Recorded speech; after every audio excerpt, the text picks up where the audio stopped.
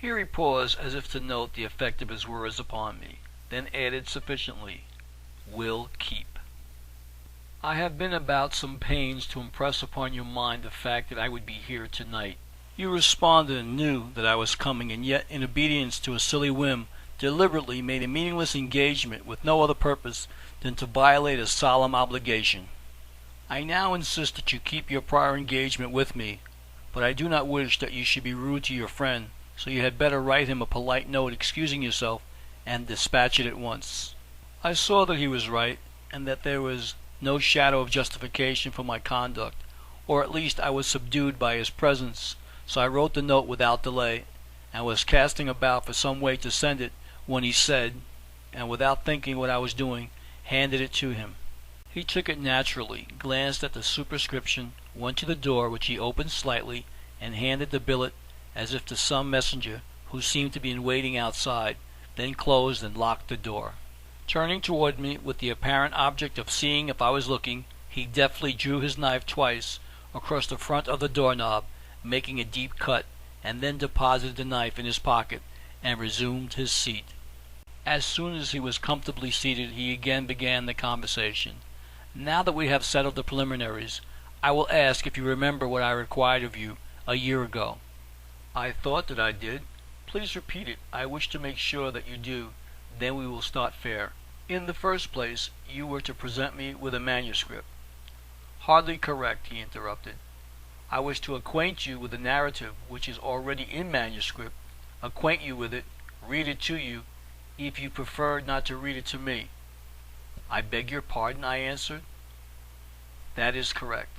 You were to read the manuscript to me, and during the reading I was to interpose such comments, remarks, or objections as seemed proper, to embody as interludes in the manuscript, as my own interpolations, however, and not as part of the original." "Very good," he replied. "You have the idea exactly. Proceed." I agreed that when the reading had been completed, I would seal the complete manuscript securely, deposit it in some safe place, there to remain for 30 years, when it must be published. "Just so," he answered. "We understand each other as we should. Before we proceed further, however, can you think of any point on which you need enlightenment?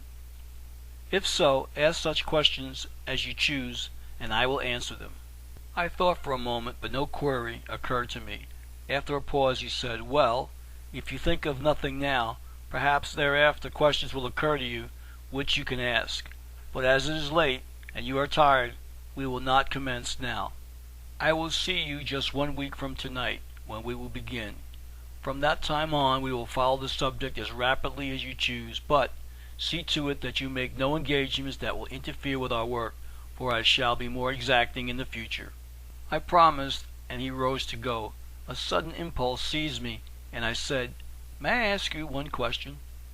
"Certainly." "What shall I call you?" "Why, call me aught. It is not necessary in addressing each other that any name be used." "But what are you?" I persisted.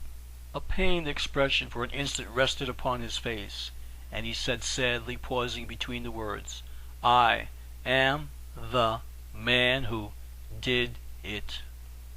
"Did what?" "Ask not. The manuscript will tell you. Be content, Llewellyn, and remember this, that I am the man." So saying, he bade me good night, opened the door, and disappeared down the broad staircase. 1 week thereafter he appeared promptly, seating himself, and producing a roll of manuscript, handed it to me, saying, "I am listening. You may begin to read." On examination I found each page to be somewhat larger than a sheet of letter paper, with the written matter occupying a much smaller space, so as to leave a wide white border. 100 pages were in the package. The last sentence, ending abruptly, indicated that my guest did not expect to complete his task in 1 evening, and I may anticipate by saying that which each successive interview he drew about the same amount of writing from his bosom. Upon attempting to read the manuscript, I at first found myself puzzled by a style of chirography very peculiar and characteristic, but execrably bad. Vainly did I attempt to read it. Even the opening sentence was not deciphered without long inspection and great difficulty. The old man, whom I had promised that I would fulfill the task, observing my discomfiture, relieved me of the charge, and without a word of introduction, read fluently as follows.